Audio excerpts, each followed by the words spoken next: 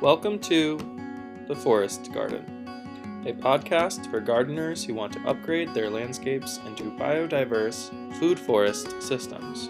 On today's episode of The Forest Garden, we'll be interviewing Lynn Aven of Dandelion Forest Farm. Lynn has a fascinating background in both molecular biology and gastronomy, which she applies to her current practice as a regenerative farmer. Join us as we learn about her story and how it brought her to forest farming in Nottingham, New Hampshire. We cover a wide variety of topics, including the layout and design of the farm, what a CSA box from the farm looks like, Lynn's Farm to Table Dinner series, and much more. Stick with us. Lynn Aven, thank you for being with us. Could we start things off by just hearing a little bit about your personal and professional background, and then we'll just go from there? Yeah, absolutely. So I grew up in Southern California. I got my undergrad at Whitworth University in Spokane, Washington, just straight up biology. I went straight into a PhD. I got my PhD in molecular medicine at Boston University School of Medicine. And so I was a bench researcher. I was studying asthma in a mouse model.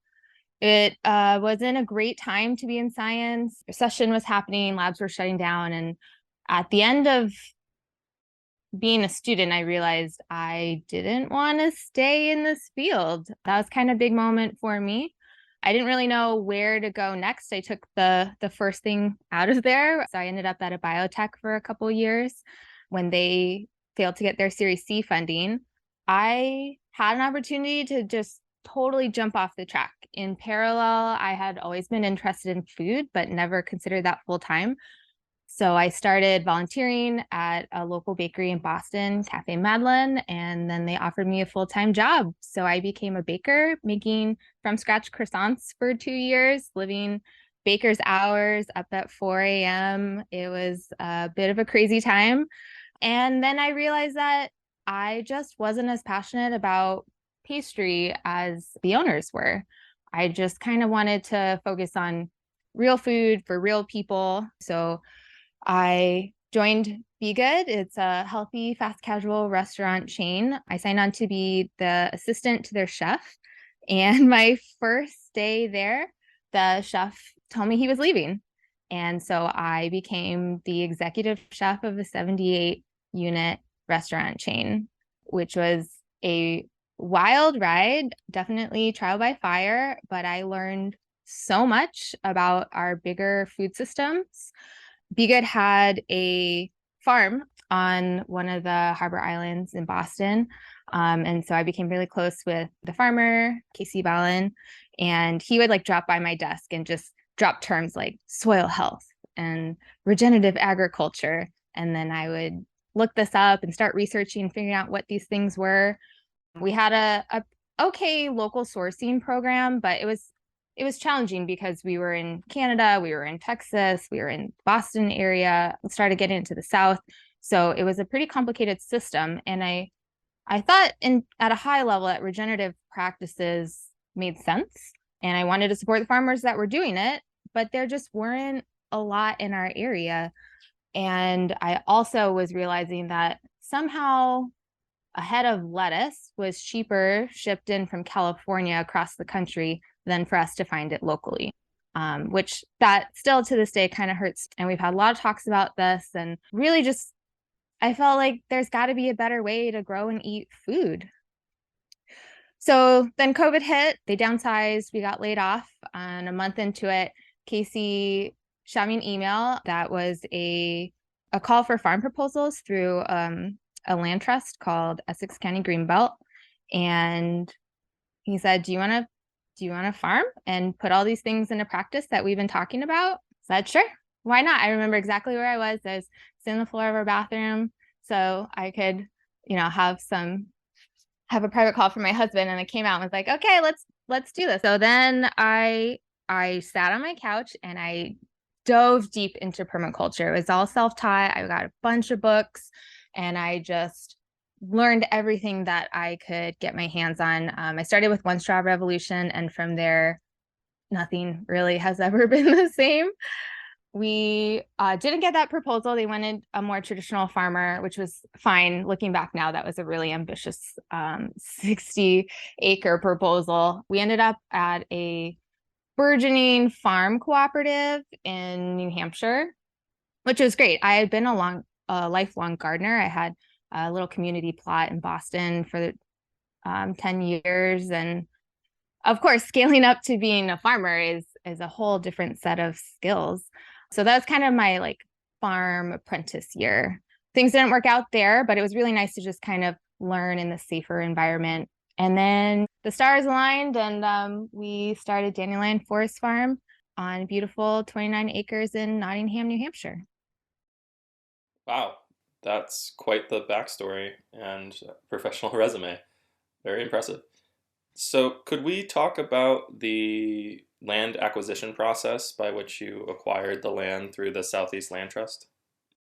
Yeah, so we had a lot of irons in the fire. It was really hard to find anything in the last couple of years. So it was Casey's dad's friend's mother said, "Hey, you should check out Southeast Land Trust." So I reached out and had a cold call with Jeremy Luigi, who was really spearheaded this program to connect farmers with land that they've conserved. Yeah, I don't think they've done that many of them, but he warned me at the beginning it was going to be a long process. Like at its fastest, it would be a year. But that timing ended up working out perfectly for us. So we kept on searching for other things, but kept that in our back pocket. And then as things continued to move forward, we visited the property. It had a 6-acre field that had just been hayed. The former owners, Rhoda and Steve Capron, built the home here, and they were farmers and intended to do more with the land, but life just got busy with kids and they never got a chance to. And they had planned to stay here, but the college grandkids came and they needed to move to Seattle and were looking for a set of young farmers to take over. And we were on the short list.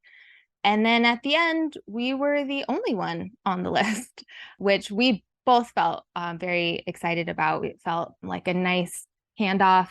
They didn't want a bidding war, so we got it for a really affordable rate. The town of Nottingham's conservation commission helped to cover some of the cost of conserving the land. So 2 acres of land is not in conservation and 27 acres are in conservation. But really, SELT has been extremely wonderful to work with. They're extremely farmer friendly.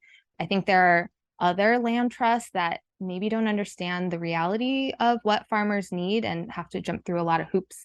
But things so far have been pretty good. And it feels really good to farm on land knowing that it will never be subdivided and this will always be farmland. When I come across land trusts especially in Connecticut, especially where I spend a lot of my time, very frequently, a lot of the times it's old agricultural land that was preserved by somebody that these days is like just being mowed, or it's just a field and it's managed by the land trust, but it's not being farmed. And I'm just thinking, I think like there's so much potential here for this to be to be something like it once was, but maybe in a regenerative way or regenerative practice. And also, when you mentioned the thing about the development, I think of the Downingtown farm, John Hershey's farm, and what it looks like today, and just how sad the reality is of these really passionate regenerative projects that oftentimes end up being a subdivision.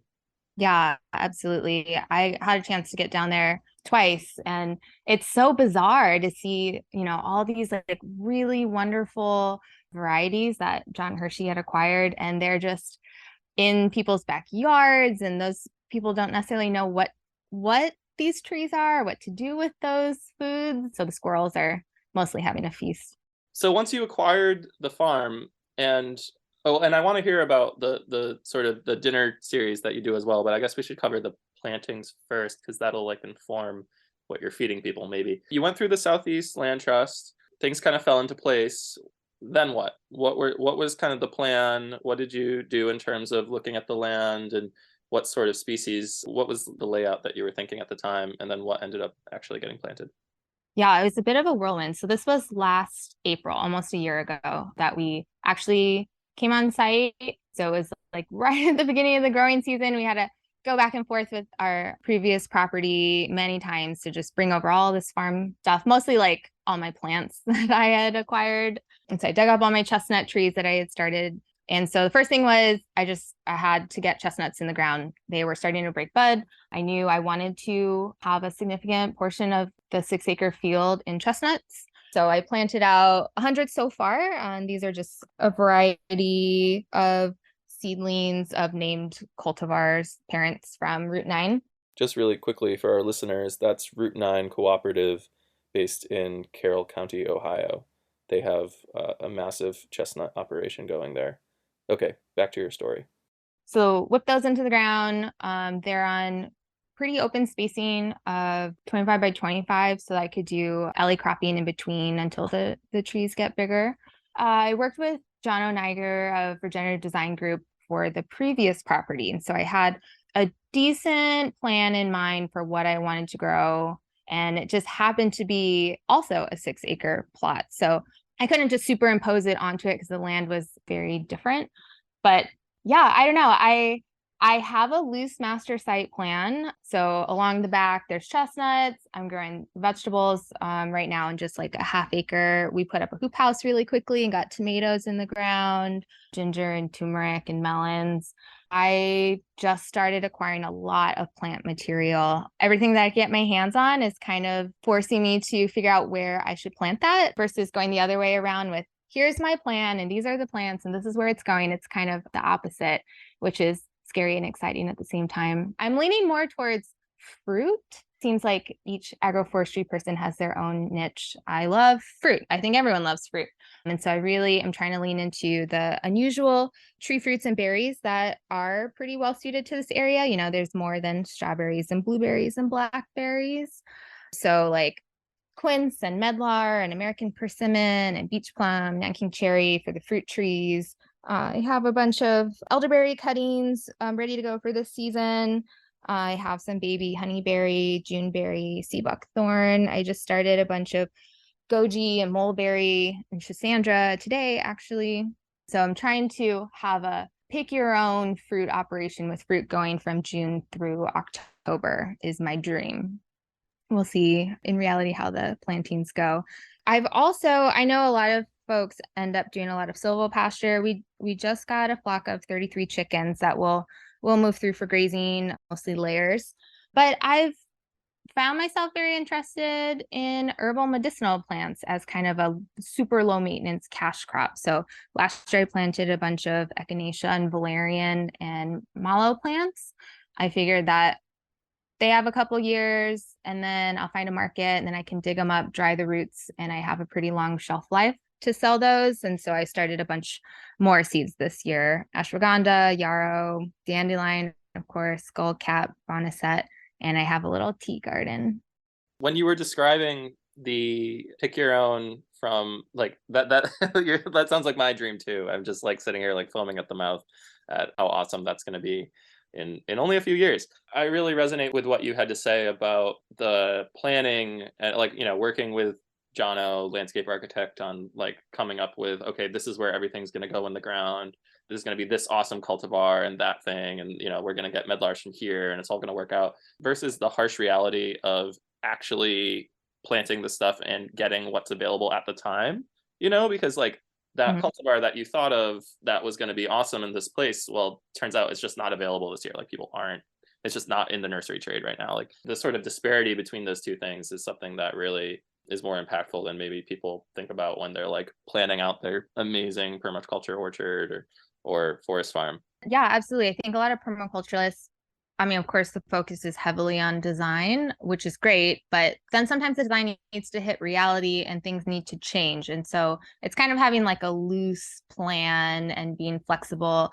I think the thing that always gets me with planting perennial crops is, you know, they tend to be more permanent. And so I'm always afraid of making mistakes. And I hear from others that like, don't worry, just get the plants in the ground. But it's hard to imagine how things are going to flow and change over the next several years. So I'm sure I'm going to have to cut down a few trees or move some things around and have some learnings from it. But I guess it's kind of part of the journey. No, for sure. So when you were just talking about all the stuff that is going in the ground this year, where do you acquire all these plants from? What are you mentioned Route 9 Cooperative for the chestnuts, but who's your main supplier for a lot of these hard to source plants? I've gotten a lot of material from Akiva at Twisted Tree and a few things from Buzz at Perfect Circle. Always stuck on, should I just choose a little bit more of the wild genetics versus planting out clonal varieties of some of these things? Like, I don't want a monocrop of just chestnuts, for example, if all grafted of one variety. Like, yes, it's great to have chestnuts in the ground, but I'm trying to really push the envelope on biodiversity, which includes genetic diversity as well. But at the same time, a lot of these wild plants, who knows how they're going to develop? They're going to be different sizes and different times. So it makes farming efficiency a little bit more challenging. So that's something we're actively playing around with, and we'll just have to see how that goes. Yeah, I feel you, especially when it comes to, the seedlings of the chestnuts.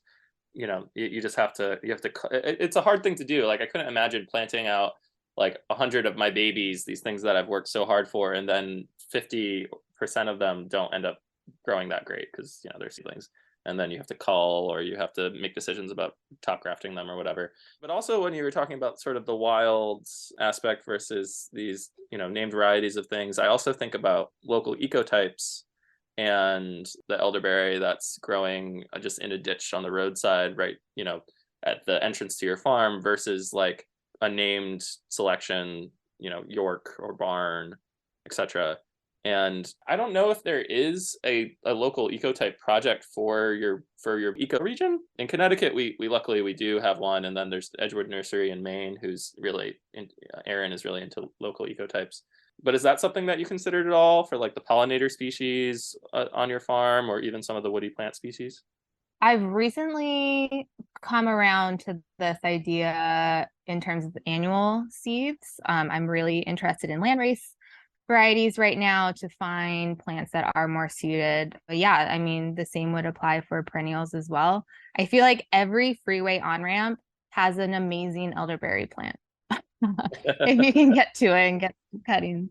Edgewood is also a wonderful resource, and they're not that much further from us. So I got like really excited about River Hills Harvest in the Midwest, and I've been watching all their videos and like watch their courses, and I got excited. I purchased varieties from them, and then realized that they originally bought their first elderberry variety cuttings from the experimental station in Geneva, New York. So I went backwards and then chose the ones that they chose for their area. So yeah, I don't know. I'm trying to plan as many things as I can, and I will just have to learn to be ruthless to call out the things that just are not working as well. And so hopefully, we'll eventually be able to expand and also be able to have nursery material if other people and other farmers, want to plant some of these varieties. Very, very cool. So in terms of the stuff that the farm is producing, I'd like to know like what goes into a CSA box at your farm. Is it like a mix of medicinal plants and annuals? Is it mostly just annual veggies? Is there like a ferment in there every once in a while? What does the CSA box look like at Dandelion Forest Farm? Yeah, well, that's a great question. This is our first year that we're offering it. Last year, we just did some farmers markets, but it felt better to pre-sell everything. So when I harvest it, it would be at its freshest.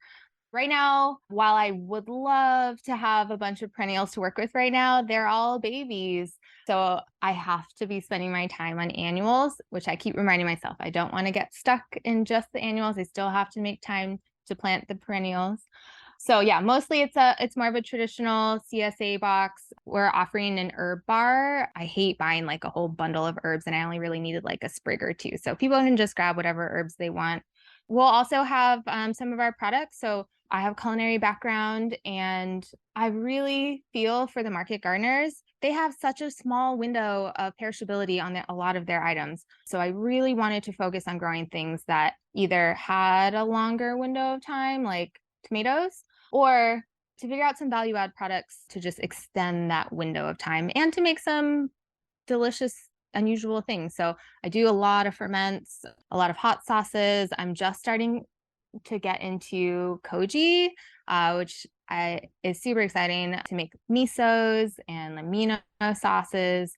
And I'm hoping that I'm able to set up kind of a flow through. So when I have these perennials ready to go and they're harvesting, that I can then plug them into these categories to be able to make products from them. I think a lot of the perennial plants I'm growing, most people don't know what they are. And I feel like there's a disconnect sometimes between like, okay, I grew it, and then now what do I do with it? I'm glad that you kind of segued, because a lot of the times folks who are, plant nerds really into growing all these things don't have the culinary background to be able to make something really delicious, especially if it's something kind of obscure, like, medlars, for example, not maybe the easiest thing to work into a meal. So yeah, I'd like to know sort of more about that. What sort of culinary experiments you've had, and then also maybe if we could talk a little bit about the farmers table dinner series that you do at your farm. Yeah, absolutely. It's definitely pertinent for a lot of foragers also. You go out and you're so busy identifying things and you're so excited. You bring them all home and you're like, now what? So I really hope to be bridging that gap. I think in the nut field, there's a lot of burgeoning co-ops for processing and bringing raw ingredients to people, but people don't know. So part of that education, I think, is through our value add products, jams and hot sauces and pickles and condiments are a really great way to show people. It's putting unusual ingredients with a slightly different flavor in a familiar form.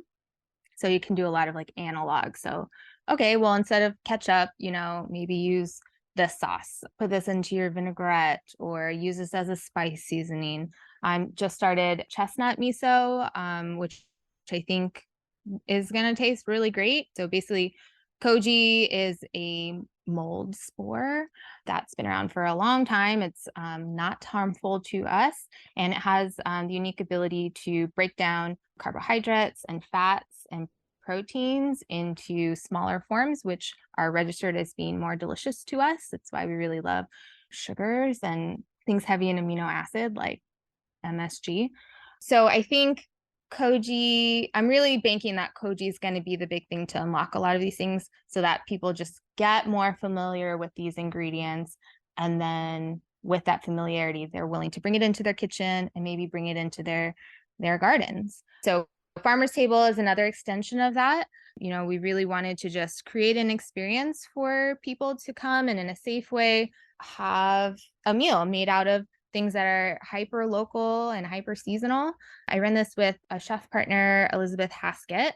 We have a long dinner in the middle of our field, and it's a 6-course meal, plated family style. And it's just really a great way to get people out of their homes and onto the farm and kind of just outside and reconnecting with nature, enjoying a wonderful meal. And hey, maybe there is some dandelion in there. I've never had that before. And, there's this new herb. Last year, I really loved this Bolivian herb called quilquina. It's an annual, but it's delicious. It's like really well suited for salsa. It's like cilantro and oregano on steroids. So I really like introducing people to a little bit more unusual things. I don't want to push them so far out of their comfort zones, but just to start pushing that envelope and having those conversations about why local food's important, and hopefully inspiring them to grow a little bit of their own.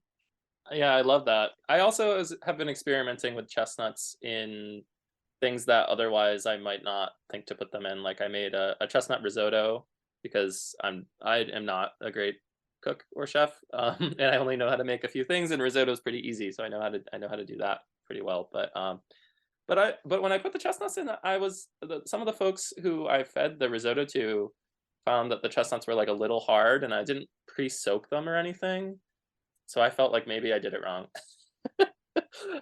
Do you have any tips in terms of how to successfully integrate chestnuts into different meals like that? I think the best part of working with chestnuts is probably drying them and grinding them to like a flour. Then you can use them as like a, gluten-free alternative flour. And the gluten-free baking world is exploded. So there's so many recipes. And so they're pretty easy then to just plug in and then play around with. I don't know if maybe you didn't cook the chestnuts long enough, or maybe like roast them first and then pop them into the risotto. Yeah, no, they were roasted and they were good. I mean, they worked in the risotto, but I maybe should have like broken them down to be smaller rather than I just like quartered them, and I feel like they Mhm. were too big and some of them had like a little bit too much crunch. I thought it was fine, but I think maybe they could have just gone for a little bit longer or been cooked in the pan with like a lot of oil before all the rest of the risotto happened. I don't know. We don't need to talk about this risotto I made for that much. Oh, geez. And I went last year to Big River Chestnuts, their annual sort of shindig, which is John O'Nagar's farm. We mentioned him, and I was really blown away. Like the gluten free breads and the baked goods that were there, it was just incredible. And I brought two folks who were gluten free. It just seems like the chestnut flour capability is really far out there. But I was also blown away by some of the toppings, like you said, the condiments, and there was like Coosa dogwood cream cheese, which I was like, "What? Like, who does this?" That's incredible. Yaupon holly tea and sumac tea and all of these agroforestry products as really, really delicious things that I would have never thought to do. So I really feel like that is the next stage of the natural advancement of folks who are interested in forest gardening and agroforestry and permaculture, is really kind of figuring out the things that work for them or just taste amazing and figuring out how to replicate them or market them. That's another thing. It's like the marketability of these products. Is that something that you've had any trouble? Well, I guess it's also still the ball is rolling, but in terms of the marketing, do you feel like there is a market for a lot of the products that you have, or do you feel like there'll be a lot of work to sort of educate people about the products moving forward? I think that'll be a bit of education. I think the world is starting to wake up to regenerative agriculture, as long as that term isn't too greenwash and it turns into something else. So I think there's some people who, whatever the product is, if it's good for the earth, they're interested in buying it. It's a win-win if it's also just really good. And that's where I really want to create products that are just undeniably delicious. And then you learn that, oh, wow, there's all this other wonderful things behind it.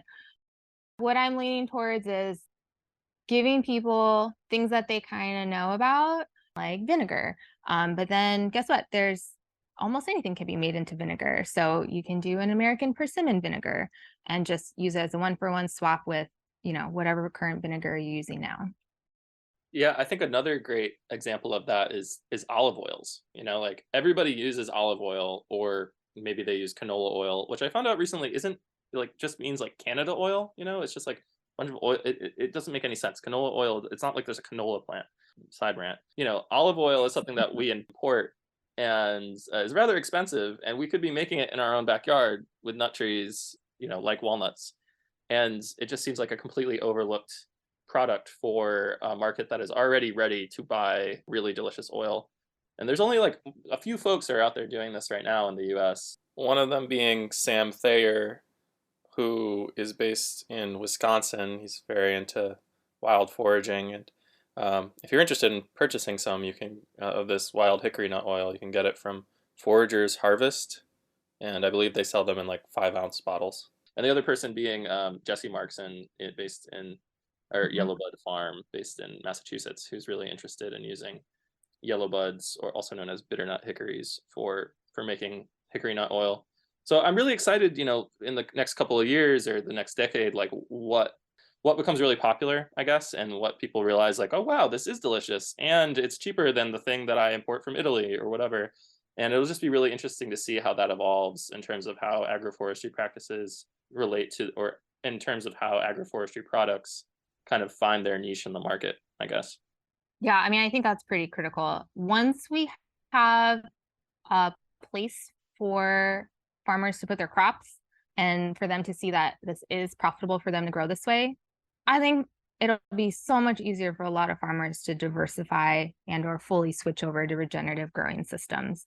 But asking each farmer to create their own market and products is a much too tall task. It's nice to see groups of folks coming together to do this. I'm always trying to model off of like Ocean Spray, where it's like a collective of several hundred families that have come together to pool their products, pool their marketing, pool their R&D, and then brand it under one label. I think that makes a lot of sense. Yeah, no, I totally agree. When you were mentioning that you had planted out alley rows, like so that you'd have the chestnuts growing a certain distance apart. What are you thinking in terms of what will be planted in the rows, or are there already things that are planted? Personally, I've like started to nerd out on perennial grains kind of recently, but I've been delving into some of the scientific literature, and there's like people in China trying out perennial grains in agroforestry systems with jujube and like things that I just never would have thought about, like combination or just regular annual wheat with jujube, which is just like a recent fascination of mine. So I'm wondering if you have any like future plans for what those spaces will look like, and also if you're using them for anything right now. Yeah, that's really interesting. I never thought about jujube like that. Right now, a number of them are for annuals. So I have like a small area close in my zone 2 for intensive annual growing. I am now also trying to be closed loop in my farming practices. So if I'm not, I do a lot of sheet mulching, and I do a lot of just keeping the soil covered with hay bales. So if I'm not importing those, then I'm been really focused on biomass right now. And this season, I'm going to try to grow a lot of like Sudan grass to make my own biomass mulch. I haven't had a lot of luck growing grains, but I'm going to keep trying. I think there are a lot of interesting things out there. I do a Seven Sisters bed. It's kind of like the Three Sisters indigenous practice of the beans and corn and squash, where the corn grows up and becomes its own trellis for the beans to grow up, and then the winter squash covers as a living mulch. That has worked really well. So I have a lot of corn, dried corn for cornmeal and polenta as grains that I'm also then using as substrates to grow the koji on for my miso. So trying to grow as much as I can for my own products. And I have a lot of blocks, I'll call them, of alleys to grow into. I don't know what all of those are going to be. Probably a number of them will be elderberry, and like expanding some of the berries that I want to use for processing and not just for PYO. I also planted like 125 pounds of garlic last year. So just kind of like getting those beds going and prepped for when I have a surplus of perennials that need to go somewhere. I have like 200 American persimmon babies that need a home. So probably a lot of American persimmons right now. Gotcha. And you mentioned something that I think is really important that we should touch on. I don't know why I didn't think to ask this earlier in the episode, but you mentioned that things were planted in your zone 2, which is the permaculture zone system. We've talked about that on this podcast way back in like the first ever episode we released. But if you could, for listeners, just describe sort of the layout of your zones and what's in those places, I think that could be really invaluable to folks. Yeah. So zones are a really helpful tool that I use to help just kind of like organize and kind of form up my site plan. So the zones closest to you are like zones 1 and 2, and the areas that you visit the most. So I actually don't have a lot in my zone 1. I don't really need like a personal garden since I'm growing vegetables. So I just have a lot of flowers. They're pretty. And then my zone 2 are my annuals that are really intensive. I'm in there a lot. Zone 3 will probably end up being the PYO berries. Zone 4 would be kind of the chestnuts. They're kind of planted along the back. Since I live on this property, I realize that I don't want to plant chestnuts on every square inch, because then I won't be able to see anything once they're full size. So we have like a 20-acre forest. So I planted the chestnuts along those edges, and then my zone 5 is kind of like a wilding space in the forest that I'm slowly getting into. I planted some ramps. I got a hold of some bear's garlic, which is comparable to ramps. And eventually, I guess I will start to plant out some like ginseng and black cohosh. And in terms of the layout of these different zones, is it sort of I mean, in my head, I'm imagining just like concentric circles that move away from your home. Is that the case, or are things sort of shifted in different areas? Because often when you have a property, it's like the zones aren't necessarily concentric circles. It could be like your side yard is your zone 3 or something like that. Yeah, I think actually relatively concentric circles moving out. And then because we're doing, the farm dinners and we're decided to be more of like a public interface, we're kind of having to work around that. And it's great. I like love having people here to come visit and give them tours. And I feel like a big part of this is education. But at the same time, we have to dedicate a lot of space for the public. So in order to accommodate our parking, I have to have a big area for parking. And I was like, but I could plant so many more things there. It's okay. I still have plenty of space to plant things. It will be fine. I feel you as in my landscape architecture degree. Like you never imagine that you're going to be designing parking lots as much as you are. Like so much of what people in my field do is just design parking lots. It's kind of infuriating, but they're really important. I mean, accessibility is really important for any sort of landscape, even a private landscape, like you said, and hosting events. If you put rows of chestnuts where folks otherwise would be the only place that they could park, then people are still going to park there, and they're just going to bump or knock over your chestnuts. So what you were saying about that sort of the public interfacing is something that has its own challenges too. And if I know that that's something that's still sort of kind of taking off, but if you could talk a little bit more about like what the framework of that is in terms of actually getting people to come to your farm, what sort of publicity do you do or anything like that, that could be really valuable to the folks who might want to do it at their own farms. Yeah. So we have been surprisingly, we've been using Facebook a lot. I personally prefer Instagram, but Instagram doesn't have a lot of groups or abilities to reach local people without buying ads. So we've joined a number of our local Facebook groups and just post there, which is also nice because then, I view them not as just customers, but they're the people that live around us. This is our community, and we want to be developing relationships with them and not just being a vehicle for them to buy things from us. So that's the bulk of it. We have, printed out flyers and pinned them up around, community boards and coffee shops, post on Instagram, and it's kind of word of mouth at this point. It's been a gamble, I guess, as we open up. This is our third season going into our farm dinners, and they've sold out every time. So I guess it feels like people are really looking for these kinds of experiences, which is nice. I don't know what the upper limit of that is, but it's really nice to see people engaging in local food. So what does a typical course or selection of courses look like at one of the farm dinners?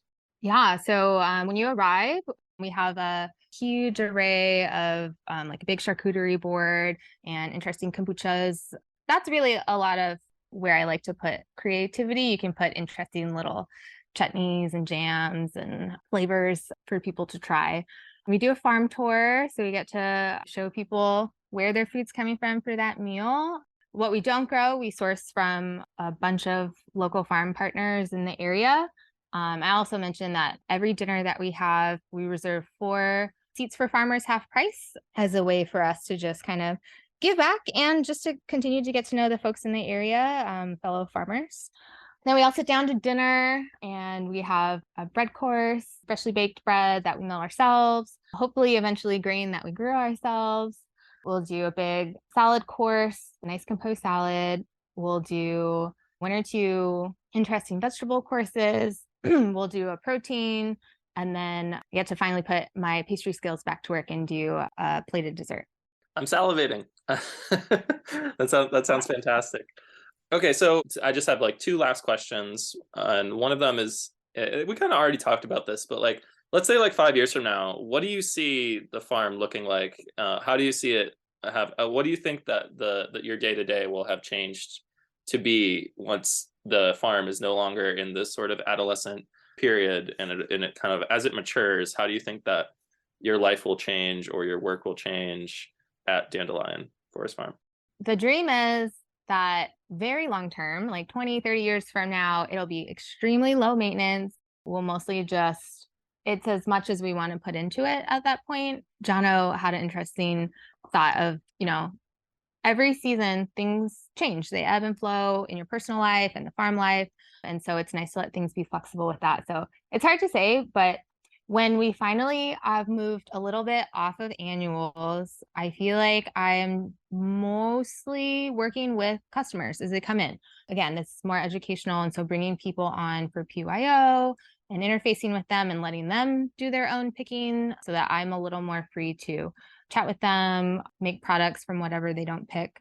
And then we can finally really dig in and incorporate these perennial foods into the dinners and really be championing new products. Hopefully, we're also working with other farmers in the area so we can kind of group our crops together and have a meaningful harvest to then turn into products to sell.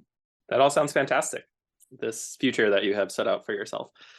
So we met through PAN. Could we talk a little bit about PAN and the email listserv and what the goals of the organization is, what PAN is for folks who aren't familiar?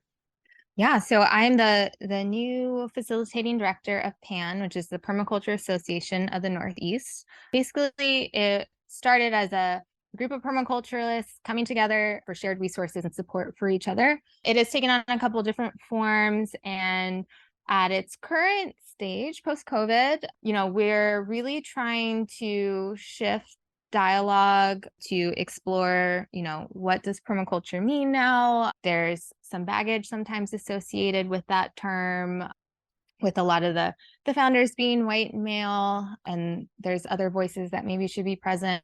And so in a lot of open dialogue about that. We also have resources and have launched a new campaign called Unlawnful, where we are trying to get folks to grow food or flowers or anything, realize that they have plenty of growing space if they want to convert all or a part of their lawn. So we have a toolkit of how to do that. If you want to be a part of it, you can join our map and see who else around you is doing unlawning things. But it's all very exciting. I think there's a lot of appetite for getting back out there, getting their hands in the soil, doing a little bit more deep thinking about where our food comes from, how we relate to each other.